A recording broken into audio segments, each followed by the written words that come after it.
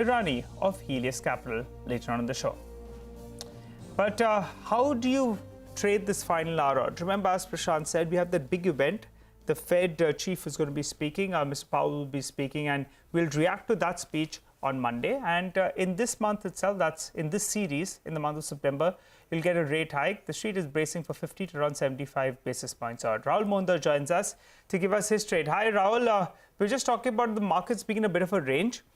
What's your strategy from here on? I mean, how would you approach the markets and what are the levels you're looking at? Good afternoon. I think absolutely you nailed it. We are in that range, and the market has to accept that we've had a fairly straight line move almost that whole month of July, and even the drop that we saw in the first week of August or so, that too was fairly straight line. I think the market calls for a pause, and that's what we're seeing. So I would really say that 17,200 to 17,800 is my broad-based range if I try to look at the bigger picture, not worrying about the short-term movements of the market. I think that's the range we're probably likely to be within over the next couple of sessions. So this may take a week, it may take 2 weeks. I think time will tell when we break out of these levels, can we get a convincing move? And I try to look for leads. I try to look into the index heavyweights. And I think it's a mixed picture. There's banking that looks, fairly solid still. There's technology that's pulling the index down, which looks a bit weak still.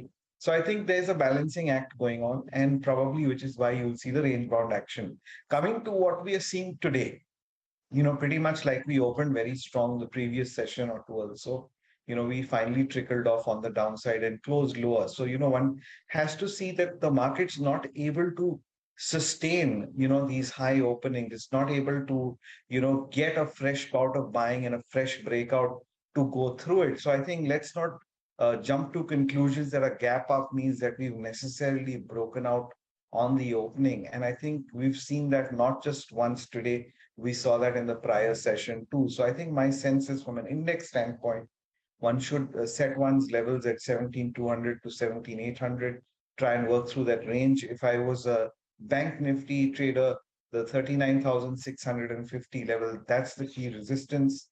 And I must admit that the Nifty Bank does look a tad bit better than the Nifty 50 index itself. So my eyes would be more tilted from an index perspective, from a positive side on the Nifty Bank.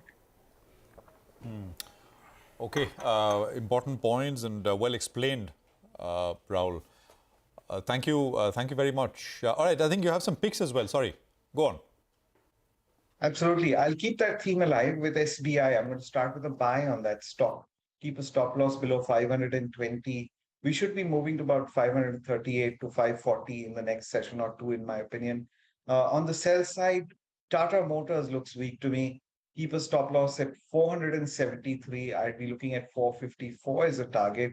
And the stock that's, of course, breaking out in a big way is Reliance Infra over the last couple of sessions. I think it's still good to go more. So 180 target on that one, 152 stop loss is what I'd use. And if you're just looking at a very short-term intraday trade, I think HDFC Limited could have a bit of a slip even today or over the next session. 2380 would be my target on it. 2420 a stop loss.